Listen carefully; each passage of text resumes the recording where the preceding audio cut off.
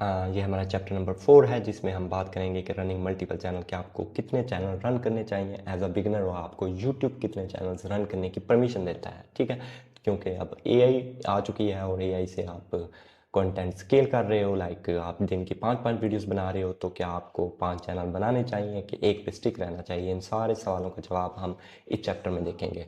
Like हमारे लोगों के इधर जहन में मिथ है कि अगर आप मल्टीपल चैनल्स ज़्यादा चैनल क्रिएट करते हैं तो आपके पिछले वाले चैनल जो हैं वो वायरल नहीं जा रहा होते। तो हम इसमें एक प्रैक्टिस देखेंगे कि आपको कैसे रन करने हैं चैनल। ऑलराइट, इधर क्लियर कट हम मैं आपको दिखाता हूँ कि लिखा है, सीधा सीधा गूगल की साइट खोल लेता हूँ कि ये गूगल है, मतलब गूगल की सपोर्ट है। आपको ये आइडिया होना चाहिए कि यूट्यूब और गूगल एक ही चीज़ है। यूट्यूब को लाइक गूगल ने बाय कर लिया था, आई थिंक सो 2007-8 की बात है। एग्जैक्ट मुझे नहीं आइडिया, लेकिन यूट्यूब और गूगल एक चीज़ ही है। You can manage up to 100 channels from one Google account. अगर आपके पास एक जीमेल अकाउंट है तो लिखा हुआ है गूगल ने क्रिएट कर तो कि आप 100 चैनल्स मैनेज कर सकते हो।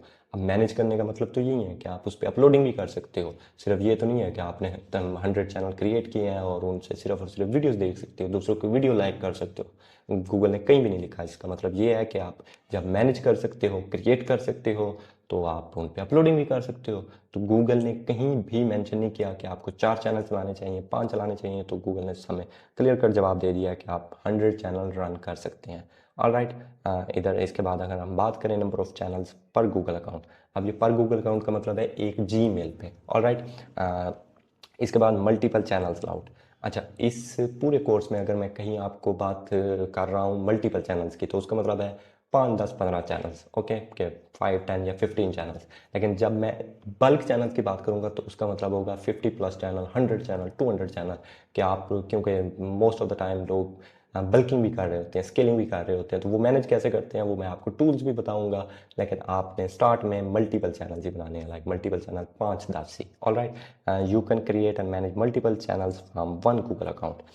कहीं भी गूगल ने मना नहीं किया हुआ। ठीक है, बेस्ट प्रैक्टिस क्या है? While it is possible to have multiple channels under one Google account, it is advisable to create separate Google accounts for each niche or brand. अब ये मेरी बात समझनी है कि आपने हमेशा एक निश जो है वो एक जीमेल पर रन करनी है। मतलब आपकी जीमेल है और उस पर लाइक आप 5 चैनल चला रहे हैं, 10 चला रहे हैं, तो आपकी नीच एक ही होनी चाहिए। ये सबसे बेस्ट प्रैक्टिस है। जब आप एक जीमेल पे आपके 5 चैनल हैं और आप एक पे स्टोइसिज्म पर कर रहे हो, एक पे फिक्शन स्टोरी कर रहे हो, एक पे क्राइम कर रहे हो, एक पे कार्टून्स कर रहे हो, तो ये मतलब यूट्यूब इस चीज़ को सपोर्ट नहीं करता। ऑलराइट, कि जब आप मल्टीपल निशेस करते हो तो यूट्यूब को आइडिया ही नहीं होता कि आपकी जीमेल जो है वो किस चीज़ पे ट्रेन हुई हुई है। उस पर एक निश चलनी चाहिए ताकि आपकी रेलिवेंट ऑडियंस है। ये जब हम चैनल क्रिएट करेंगे तो मैं आपको होम पे ट्रेन करना सिखाऊंगा, आपको उधर से आइडिया हो जाएगा कि बाकी ये चीज़ मैटर करती है। ये छोटी छोटी चीज़ें होंगी जो कि आपकी रैंकिंग को पुश करेंगी, तो ये आपने समझनी है। Alright, bulk channel creation, YouTube doesn't मतलब profit the creation of multiple channels, however creating a large number of channels in short period may trigger spam detection system. कि आपने एक दिन में एक जीमेल बनाया है और उस पर 50 चैनल इकट्ठे बना लिए हैं, 20 चैनल इकट्ठे बना लिए हैं, 7-7, 10-10 चैनल इकट्ठे बना लिए हैं, तो ये स्पैम आता है। ठीक है, तो आपने ऐसा नहीं करना। आपने एक जीमेल पे लाइक एक चैनल क्रिएट करना है, फिर 2 दिन रुकना है, फिर एक और चैनल क्रिएट करना है, फिर 1-2-4 दिन रुकना है, या हफ्ता भी आप रुक सकते हैं। मतलब आपने स्पैम नहीं करना। मतलब आपने एक मंथ के अंदर ऑलमोस्ट 4-5-6 चैनल जितने भी हो सकते हैं वो क्रिएट करने हैं एक जीमेल पे, और वो एक ही निश पे होने चाहिए। ऑलराइट, रिकमेंडेशन यही है कि आपने न्यूमरस चैनल इकट्ठे नहीं बनाने हैं। Instead focus on building and managing each channel effectively before launching new ones. क्या आपने पहले एक पे अपलोडिंग की है, उसका थोड़ा रिजल्ट देखा है, इंप्रेशन देखे हैं, सीटीआर देखा है, ईच एंड एवरीथिंग जब आप एनालाइज करना स्टार्ट करोगे तो आप एक और चैनल स्टार्ट करो। लेकिन आप बेस्ट प्रैक्टिस यही है कि आप थोड़े से चौड़े चैनल रखो और उन्हीं पे ही फोकस करो, क्योंकि कंटेंट तो टाइम के साथ बेटर होता जाएगा। मैं आपको ये नहीं है कि आप आज ही वीडियो बनाओगे तो आज आपको व्यूज़ आना स्टार्ट हो जाएंगे। ये आपने दिमाग से निकाल देना। एटलीस्ट जो बिगनर हैं वो आप ऑलमोस्ट 2 महीने 3 महीने उनको स्ट्रगल करनी पड़ेगी। टू बी ऑनेस्ट, मैं आपको कोई इधर ये नहीं कह रहा कि आप वीडियो डालोगे। हाँ, लक भी होता है। लक का मतलब ये है कि जाहिर सी बात है, लक मतलब आपने कंटेंट अच्छा स्टार्ट में, कुछ होते हैं लाइक कि वो स्कूल जाते हैं और पहले दिन उन्हें जो टीचर सबक पढ़ाता है तो वो याद कर लेते हैं। ऐसे ही जो आप में से काफ़ी सारे होंगे कि जो मेरी बात सही से समझेंगे जब मैं कंटेंट क्रिएशन सिखाऊंगा। आप हो सकते हैं कि इनमें काफ़ी सारे ऐसे हों जो वीडियो पहले डाले, और हमारे पास केस स्टडीज़ हैं लिटरली कि एक बिगनर है, मतलब पिंड में एक लड़का बैठा है काइंड ऑफ जिसको कुछ भी नहीं पता, कुछ भी अलिफ पे ईच एंड एवरीथिंग कुछ भी नहीं आती, क्योंकि काम सारा एआई ने करना है, प्रॉम्प्ट आपने कॉपी करने हैं, पेस्ट करने हैं, आपको आउटपुट मिलनी है। तो हो सकता है कि आपका चैनल भी वायरल चला जाए। तो केस स्टडी हमारे पास है, ये नहीं है कि आपने बिल्कुल वायरल नहीं जाना, लेकिन आपको यही एडवाइस है कि आपने स्टार्ट में 1 2 3 चैनल ही रन करना है और उसी पे ही फोकस करना है। Alright, managing channels from single IP address. इधर हम बात करें आईपी एड्रेस की, इसकी हम डिटेल में बात करेंगे आईपी ईच एंड एवरीथिंग जब हम चैनल क्रिएशन वाला हमारा एक और मॉड्यूल है, क्योंकि हम ये इंट्रोडक्शन ही ले रहे हैं इस मॉड्यूल में सारी चीज़ों का, तो ये सारा कुछ आपका क्लियर हो जाएगा। मैं आपको मल्टीपल चैनल्स रन करने का भी सिखाऊंगा, स्केल करने का भी सिखाऊंगा, बल्क चैनल क्रिएशन से लेके अपलोडिंग तक ईच एंड एवरीथिंग सारा कुछ समझाऊंगा, ठीक है। मल्टीपल चैनल्स पर IP, you can manage multiple channels from same IP address और managing bulk channels from single IP may raise security concerns or trigger YouTube monitoring system. वही बात आ जाती है कि आप एक आईपी पे कि आपका इंटरनेट है, लाइक फाइबर लगा है, पीटीसीएल लगा है, तो आप कोशिश करो कि उस पर आप मल्टीपल चैनल्स रन करो, मतलब 5 10 15, इससे ज़्यादा क्रिएट ही ना करो, ना ही उस पर अपलोडिंग करो। ऑल राइट, बेस्ट प्रैक्टिस क्या है कि आपने लिमिट कर देना है सिंगल आईपी एड्रेस पे। If you need to manage multiple channels consider using different IP addresses और devices to reduce the risk of account linkage and potential issues.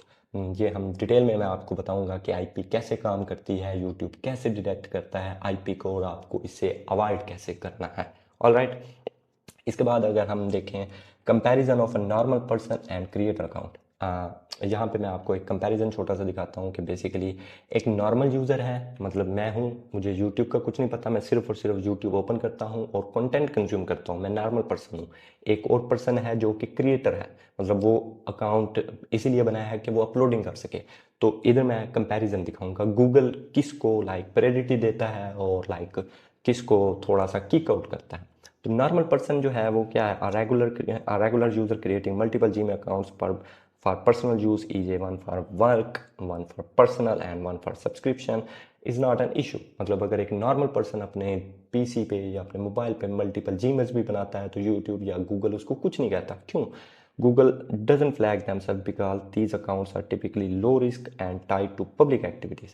अब देखो, एक मैं नॉर्मल यूज़र हूँ ना, मैं चाहे 50 जीमेल्स बना लूँ और मैंने अपलोडिंग तो करनी नहीं है, मुझे अपलोडिंग आती नहीं है, मुझे यूट्यूब ऑटोमेशन आती नहीं है, तो गूगल क्या करेगा? गूगल मुझे कुछ नहीं कहेगा, मतलब मैं किसी को हार्म नहीं कर रहा, मैं पब्लिक एक्टिविटीज़ में इन्वॉल्व नहीं हूँ। पब्लिक एक्टिविटीज़ यही है कि मेरी वजह से अगर मैं अगर एक क्रिएटर है वो वीडियो अपलोड कर रहा है तो उसकी वजह से कितने लोग अफेक्ट हो रहे हैं, मतलब अगर वो मिस इन्फॉर्मेशन दे रहा है तो कितने हज़ार लोग, 2000 लोग, लाख लोग उसकी वीडियो देखते हैं, तो वो मिस इन्फॉर्मेशन है, मतलब एक बैड इम्पैक्ट है, तो गूगल उसको उड़ाएगा ना कि मुझे उड़ाएगा, ठीक है। जो नॉर्मल यूज़र होता है उसको कुछ नहीं देता, मतलब उसको प्रायोरिटी देता है ईच एंड एवरीथिंग। लेकिन जब आप क्रिएटर बन जाते हैं तो गूगल की नज़र में आप आ जाते हैं।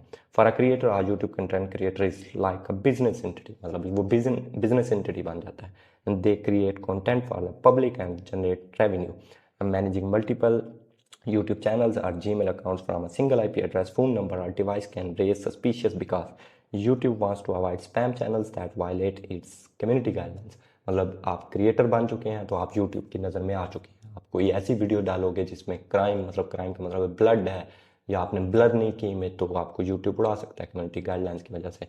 आप 18+ कंटेंट डाल रहे हैं, आपको फिर भी उड़ा देगा। All right, a content creator is under YouTube direct observation because of monetization and public visibility। I think so आपको ये आइडिया हो गया होगा कि YouTube किसको सपोर्ट करता है, वो नॉर्मल यूज़र को करता है, ठीक है, कि यूज़र को वो कभी भी बैन नहीं करेगा। क्यों? क्योंकि कोई भी एक्टिविटी नहीं है यूज़र की।